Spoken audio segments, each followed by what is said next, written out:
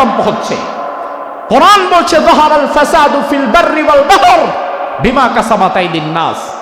জলস্থলে তোমাদের ফাসাদ, বিপর্যয়, পাপাচার যখন বেড়ে যায়, তোমাদের রব তখন তোমাদেরকে সাবধান করার জন্য মাঝে মাঝে একটু ধাক্কা দেয়। এই ফিরে আয়, সাবধান হ, হারাম ছেড়ে দে, সুদ ছেড়ে দে, ঘুষ ছেড়ে দে, জিনা বা বিচার ছেড়ে দে, আমার দিকে ফিরে আয়।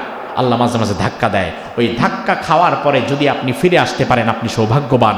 আর ওই ধাক্কা খাওয়ার পরেও যদি আপনার হুঁশ না ফিরে, তাহলে কিয়ামতের ভয়াবহ গজব আপনার মাথায় আসবে। এই যে ভূমিকম্প, গতকালকের ভূমিকম্পে যারা মারা গেছে তারা তো মারাই গেছে, আমরাও তো মরে যেতে পারতাম। আজকেও ভূমিকম্প হলো, আমরাও তো মরে যেতে পারতাম। আল্লাহ তাআলা এখনো পর্যন্ত আমাদের যাদেরকে বাঁচিয়ে রেখেছেন, আমাদের শুকরিয়া আদায় করা দরকার না? দরকার কি না? এই যে আল্লাহ তাআলা আমাদেরকে ভূমিকম্পের মধ্য দিয়েও বাঁচিয়ে রেখেছেন, এর শুকরিয়া আদায়ার্থে একবার বলেন তো আলহামদুলিল্লাহ। তার পথে ফিরে আসছেন না। আল্লাহ রাব্বুল আলামিন বললেন ইযা জুলজিলাতিল আরদু জিলজালাহা। ইসরাফিল যখন প্রথম সিংগায় ফু দেবে, জমিনটাকে এত প্রচন্ড ভাবে আল্লাহ ঝাঁকুনি দেবেন, কাঁপুনি দেবেন, গোটা জমিনের ধাক্কায় ওয়া আখরাজাতিল আরদু আসকালাহা। জমিনের নিচে যত খনিজ সম্পদ আছে, তেলের খনি, গ্যাসের খনি, কয়লার খনি, সব খনিগুলো জমিন বের করে দেবে। মানুষ পাগল হয়ে যাবে, ধাক্কার সাথে সাথে দেখবে জমিন ফেটে গ্যাস বেরোচ্ছে, আরেক দিক দিয়ে দেখবে স্বর্ণ বেরোচ্ছে, আরেক দিক দিয়ে দেখবে তেল বের হচ্ছে। অথচ ওই মুহূর্তে সামনে স্বর্ণের দলা পড়ে থাকবে, ওই স্বর্ণের দলা নেওয়ার মতো কোনো চিন্তাও মানুষের মধ্যে আর আসবে না। আমার ভাই, এখন আমাদের কাছে যখন ভূমিকম্প হয়, ভূমিকম্পের মধ্যে যারা বিল্ডিংয়ে থাকে, দ্রুত বিল্ডিং থেকে নেমে তারা এমন জায়গায় চলে যায় যে জায়গাটা কাঁপে না, বা যে জায়গাটা কাঁপলেও সমস্যা নাই। কিন্তু এই কঠিন দিনে আল্লাহ যেদিন ভূমিকম্প দিবেন, ওই দিন পালায়া যাবেন কই? কারণ কোথাও যাওয়ার জায়গা নাই, সব জায়গায় তো ভেঙে পড়ছে, সব ভেঙে ভেঙে পড়ছে। প্রথম ধাক্কাটা দেওয়ার পরে জমিনের যা কিছু আছে সব তছনছ হয়ে যাবে। এই জমিনের সবচেয়ে মজবুত খুঁটি, এই খুঁটিগুলোর নাম হচ্ছে পাহাড়। এই জমিনের সবচেয়ে মজবুত খুঁটি হচ্ছে পাহাড়। বাংলাদেশে যত পাহাড় আছে, স্বাভাবিকত এই পাহাড়গুলো মাটির পাহাড়, তবুও অনেক শক্ত। মিশরে গেলাম, মিশরে যাওয়ার পরে দেখলাম মিশরে কোনো মাটির পাহাড় নাই, মিশরে সব পাথরের পাহাড়। জাবালে তুর, তুরে সাইনা, যেখানে তাওরাত নাজিল হয়েছে, ওই পাহাড়টা দেখলাম বিশাল পাথরের পাহাড়, বুলডোজার দিয়ে ভাঙার মতো না, এত মজবুত। মক্কার লোকেরা এসে বিশ্বনবীকে বলল, ইয়া রাসূলুল্লাহ, ইসরাফিল যেই দিন সিংগায় ফু দেবে জমিন ভেঙে যাবে শুনলাম, কিন্তু পাহাড়গুলো তো অনেক মজবুত, পাহাড়গুলা কি হবে? আল্লাহ কোরআনের মধ্যে বললেন, ওয়ায়াসআলুনাকা আনিল জিবালি ফাকুল ইয়ানসিফুহা রাব্বি নাসফা ফায়াযারুহা কা'আন সাফসাফা লা তারা ফিহা ইওয়াজান ওয়ালা আমতা। ও নবী, দুনিয়ার মানুষ আপনাকে জিজ্ঞেস করে পাহাড়গুলোর কি হবে, আপনি নবী বলে দেন, তোমাদের রব আল্লাহ তাআলা পাহাড়গুলোকে সেই দিন ভেঙে চুরমাচুর করে একদম মাটির সাথে মিশিয়ে দেবেন, তছনছ করে দিবেন সবকিছু। দুনিয়াতে কোনো উঁচু নিচু কোনো জায়গা থাকবে না, সব জায়গাগুলোকে সমতল একটা ভূমি আল্লাহ বানিয়ে দেবেন। দুনিয়ার সব পাহাড় পর্বতগুলো ভেঙে দেওয়ার ক্ষমতা আল্লাহর আছে না নাই? আল্লাহ রাব্বুল আলামিন প্রথম ফু দেওয়ার পরে গোটা জমিন তছনছ হয়ে গেছে। এবার আল্লাহ বলবেন, ইসরাফিল 2 নাম্বার ফু দিয়ে দাও। এবার কোরআনে কারিমে আল্লাহ বলছেন, ইসরাফিল যখন দ্বিতীয় ফু দেবে, ওয়ানুফিখা ফিস সূরি ফাসাইকা মান ফিস সামাওয়াতি ওয়া মান ফিল আরদি ইল্লা মান শাআল্লাহ। ইসরাফিলের 2 নাম্বার ফু দেওয়ার পরে আসমান এবার ভেঙে যাবে। ইদাস সামাউ ফাতারাত ওয়া ইদাল কাওয়াকিবু তাতারাত ওয়া ইদাল বিহারু ফুজ্জিরাত। আরেক জায়গায় আসছে ওয়া ইদাল বিহারু সুজ্জিরাত। অর্থাৎ ইসরাফিল 2 নাম্বার ফু যখন দিয়ে দিবে, আসমান ভেঙে যাবে, সব নক্ষত্র রাজিগুলো একটার পর একটা 100 দানার তসবিহ হাতের মধ্যে নিয়ে সুতা কেটে দিলে পুঁতিগুলো যেমন টাস টাস করে নিচের দিকে পড়ে, ইসরাফিলের দ্বিতীয় ফু দেওয়ার পরে আকাশ ফেটে যাওয়ার পরে চন্দ্র সূর্য গ্রহ নক্ষত্র সব দুনিয়ার দিকে একটা একটা করে পড়বে।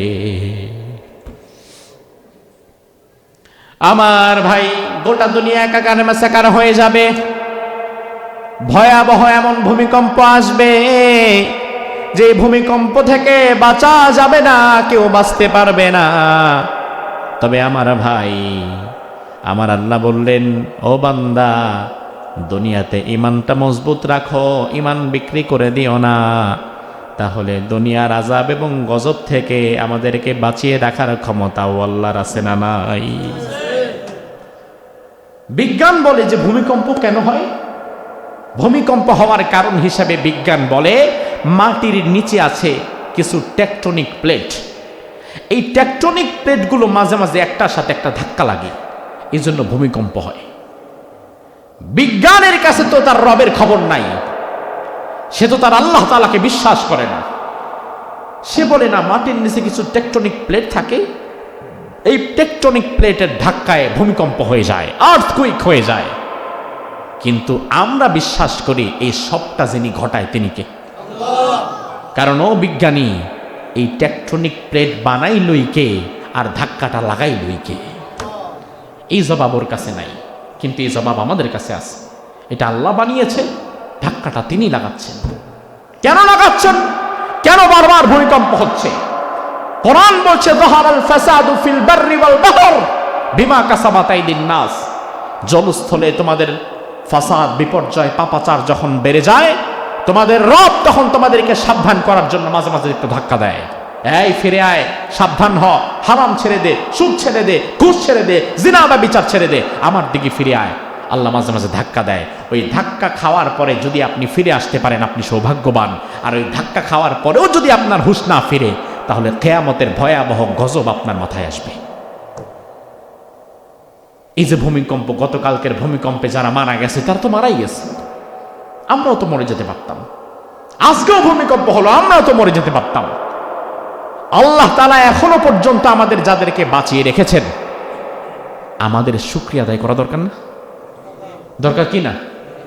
এই যে আল্লাহ তাআলা আমাদেরকে ভূমিকম্পের মধ্য দিয়েও বাঁচিয়ে রেখেছেন, এর শুকরিয়া আদায়ার্থে একবার বলেন তো আলহামদুলিল্লাহ। ভূমিকম্পটা হলো, এই ভূমিকম্পের মাত্রা ছিল মাত্র 5.2। খুব শক্তিশালী ভূমিকম্প না, স্বাভাবিক ভূমিকম্প। 5.2। গতকাল যে ভূমিকম্প বাংলাদেশে হয়েছে, এই 5.2, এই হালকা একটা ধাক্কার কারণে ঢাকা সহ সারা দেশের কয়েক হাজার বিল্ডিং ফাটল ধরেছে। খবর দেখছেন? 10 জন মানুষ গতকাল জায়গায় স্পট ডেথ। পুরান ঢাকায় বিল্ডিং এর কার্নিস ভেঙে নিচে পড়ে গেছে, পথচারীর উপরে পথচারী মরে গেছে। আমাদের ড্রাইভার সাহেব আমার সাথে গতকালকে ছিল কুমিল্লাতে, আমি তো ঢাকায় জমা পড়াই নাই গতকালকে মাহফিল থাকার কারণে। তার বাসা থেকে ফোন দিয়ে কান্নাকাটি, 6 তলার উপরে বাসা, বাসার ছাদ ফেটে গেছে। ভয়াবহ বিষয়। মাত্র 5.2, মাত্রা হচ্ছে এতটুকু। আজ দেখলাম গবেষকরা বলছেন খুব শীঘ্রই বাংলাদেশে আরো ভয়াবহ ধাক্কা আসছে, ভূমিকম্প। আর বাংলাদেশে যদি কোনোদিন 7.8 থেকে 9 মাত্রার একটা ভূমিকম্প যদি ধাক্কা দেয়, সাথে সাথে বাংলাদেশের রাজধানী ঢাকার 50,000 বহুতল বিল্ডিং ধসে মাটির নিচে ঢুকে যাবে। 50,000 বিল্ডিং, এক একটা বিল্ডিং ঢাকা শহরে আপনাদের এক একটা গ্রামের মতো মানুষ থাকে। আপনারা এক একটা গ্রামে যেমন মানুষ থাকেন, ঢাকায় এমনও বিল্ডিং আছে এক বিল্ডিং এ 500 মানুষ থাকে, আছে না নাই? এমন 50,000 বিল্ডিং ভেঙে মাটির নিচে ঢুকে যাবে, কয়েক কোটি মানুষ জায়গার মধ্যে spot death. Rescue team rescue করতে পারবে না, পুরা শহর ক্লাপস হয়ে যাবে, ধসে পড়বে। ঢাকা সিটিকে আমি তো মনে করি ঢাকা সিটিটাই হচ্ছে দ্য সিটি অফ কেয়ামা। ঢাকা শহরটাই কেয়ামতের শহর। একটা হালকা ধাক্কা দিলে পুরা শহরটা একাকার মেসাকার হয়ে যাবে। আচ্ছা ভাই, এবার জবাব দেন তো, যে আল্লাহ তাআলা গতকাল 5.2 মাত্রার ধাক্কা দিতে পেরেছে, ওই আল্লাহর কি 9 মাত্রার ধাক্কা দেওয়ার ক্ষমতা আছে না নাই? খুব ভয়াবহ বিপদ আসছে আমাদের সামনে। আল্লাহ তাআলা কোরআনের মধ্যে বললেন, বান্দা, দুনিয়ার কিসের 8 মাত্রা, কিসের 9 মাত্রা, কিসের ভূমিকম্পকে তুমি ভয় পাও? তুমি তো তোমার রবের আসল ভূমিকম্পর খবর জানো না। ইন্না জালজালাতাস সাআতি শাইউন আযীম। তোমার রব আমি আল্লাহ তাআলা কিয়ামতের পূর্বে জমিনকে যখন প্রচন্ড ভাবে ঝাঁকুনি দেব, কাঁপুনি দেব, এর চেয়ে ভয়াবহ ভূমিকম্প দুনিয়ার মানুষ কোনোদিন দেখেও নাই। এবার আপনি বলবেন, আল্লাহ কতটুকু ঝাঁকুনি দেবেন, কতটুকু আর্থকুইক করবেন একটু শুনি। আল্লাহ পরের আয়াতে বললেন, ইয়াউমা তারাউনাহা তাযহালু কুল্লু মুরদিআতিন আম্মা আরদাত। ওই দিন আমি আল্লাহ তাআলা জমিনে যখন ভূমিকম্প সৃষ্টি করে দেব, ওই ভূমিকম্পর ভয়াবহতা কতটা হবে শুনে নাও। ইসরাফিল যখন সিংহায় প্রথম একটা ফু দেবে, ওই প্রথম ফু দেওয়ার সাথে সাথে জমিনটা এত দ্রুত ভয়াবহভাবে কাঁপতে থাকবে। ওই ভূমিকম্পের কারণে যে মায়ের কোলে 2 মাস 4 মাস 6 মাসের বাচ্চা, যে মা তার বাচ্চাকে কলিজার থেকে নামায় না, বুকের মধ্যে নিয়ে দুধ পান করায়, ওই মাও সেই দিন ভূমিকম্পের প্রথম ধাক্কায় পাগল হয়ে তার বাচ্চাটাকে আরেক দিকে ছুঁড়ে অন্যদিকে দৌড়ি পালিয়ে যাবে। ওই মা তার সন্তানের কথা বেমালুম ভুলেই যাবে। আল্লাহ রাব্বুল আলামিন বললেন, ওয়াতাযাউ কুল্লু যাতি হামলিন হামলাহা। আমি আল্লাহ তাআলা জমিনকে এমন ভাবে সেই দিন ঝাঁকুনি দেব, যে মায়েরা তাদের গর্ভে 6 মাস 7 মাস 10 মাসের বাচ্চা এখনো ডেলিভারি হয় নাই, জমিনটাকে এত প্রচন্ড ভাবে কাঁপুনি দেব, ওই কাঁপুনির সাথে সাথে ওই গর্ভবতী নারীর পেটটা ফেটে ডেলিভারি হওয়া লাগবে না, তার পেটটা ফেটে ওই বাচ্চাটা মাটির মধ্যে আছড়ে পড়বে। ওয়াতারান্নাসা সুকারা।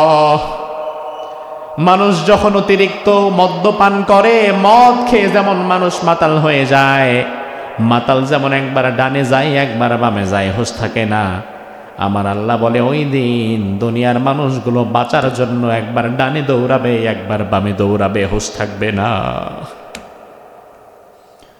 আমার ভাই, হিসাবটা বুঝেন। গতকাল যে ভূমিকম্প হলো, এটা কোনো ভূমিকম্পের মধ্যে পড়েই না, এটা কোনো ভূমিকম্পের মধ্যে পড়েই না। আর তাতেই দুনিয়ার মানুষের কি অবস্থা আমি দেখলাম।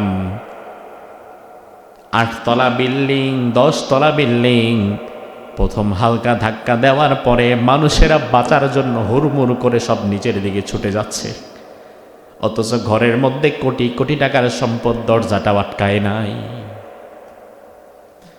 8 তলা থেকে এক ভদ্রলোক নিচের দিকে নামছে, কোনো মতে যান বাঁচাইতে হবে।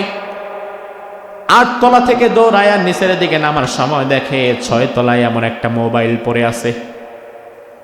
মোবাইলটা দেখে সে ভেবে নিয়েছে, আহারে হয়তো 6 তলার বাসিন্দা যখন মোবাইল নিয়ে দৌড় দিতে গেছে, হাত থেকে মোবাইলটা নিচে পড়ে গেছে, আবার মোবাইলটা তুলে নিচে নিয়ে যাবে এতটুকু সময়ও সে ভরসা পায় নাই, এই জন্য মোবাইলটা ফেলে দৌড়ায় চলে গেছে। দুনিয়ার একটা সামান্য ভূমিকম্প আমাদেরকে পাগল বানিয়ে দিতে পারে। একজন নারী ফেসবুকে দেখলাম, সেই স্ট্যাটাস দিয়েছে, আমার ঘরে আমার এতগুলো বাচ্চা কাচ্চা আর আমার স্বামী, যখনই ভূমিকম্পের প্রথম ধাক্কাটা দেওয়া হলো, আমার স্বামী একটা চিল্লান দিয়ে দেখলাম ঘরটা খুলে, দরজাটা খুলে নিচের দিকে নেমে গেল বিল্ডিং থেকে। অথচ আমরা কি আদৌ নামতে পারছি কিনা, বাঁচলাম কি মরলাম, ভূমিকম্প শেষ হওয়ার আগে সে আমাদের দিকে একবার ফিরেও তাকায় নাই।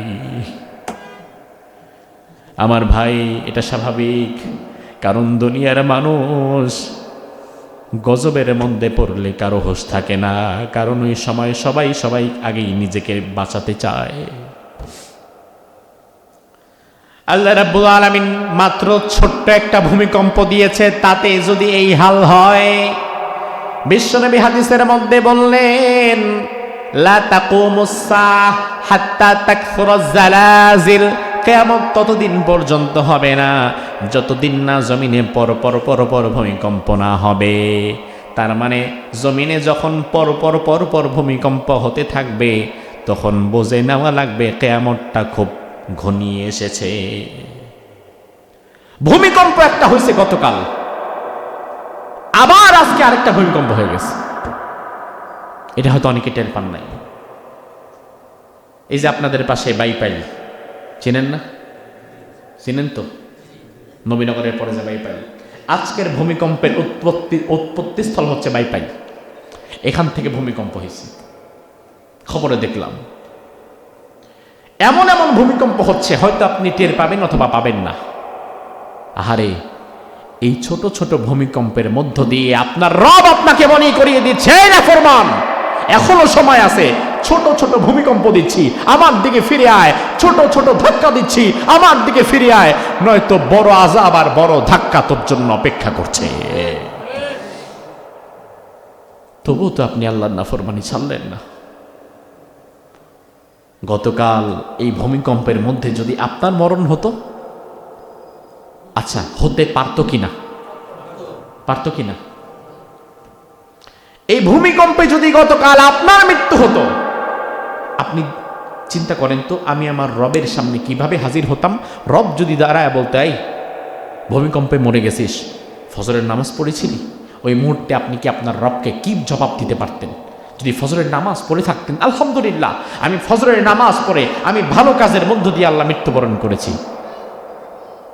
আর আপনার মৃত্যুটা যদি হয় আপনার রবের নাফরমানির মধ্যে, আপনি টিভি দেখতেছেন, গান দেখতেছেন, খারাপ কিছু দেখতেছেন, খারাপ কাজ করতেছেন, খারাপ ইনকাম করতেছেন, হারাম ইনকাম করছেন, সুদে জড়ায় গেছেন, ঘুষের টাকা লেনদেন করতেছেন, সুদের টাকা লেনদেন করতেছেন, এই মুহূর্তে যদি ভূমিকম্পে আপনার মৃত্যু হয়, গজবের মৃত্যু হয়ে গেছে, তওবা করার সুযোগ আপনার নাই, তওবা করার সুযোগও নাই। এই জন্য আল্লাহ রাব্বুল আলামিন বলে, বান্দা তোমাদের রব আল্লাহকে ভয় করো, কারণ তোমাদের রব আল্লাহ এমন ভূমিকম্প দিবেন যেটা দুনিয়াবাসী কোনোদিন দেখেও নাই। এমন ভূমিকম্প দেওয়ার ক্ষমতা আমাদের আল্লাহর আছে না নাই? আল্লাহ রাব্বুল আলামিন আরেক আয়াতের মধ্যে বললেন, ফাকাইফা তাত্তাকুনা ইন কাফারতুম ইয়াওমাই ইয়াজআলুল উইলদানা শিবা, ওই দিনকে অস্বীকার করে কেমনে মুত্তাকি হবা? যে দিন কিয়ামতের প্রথম ধাক্কাটা যখন দেওয়া হবে, ওই ধাক্কার পরে ভয়ে আতঙ্কে ছোট ছোট বাচ্চাদের চুলগুলো পেকে 80 বছরের বুড়ার মতো সাদা হয়ে যাবে। বাচ্চার চুল যদি 80 বছরের বুড়ার মতো হয়, তাইলে বুড়ার খবর কি হবে?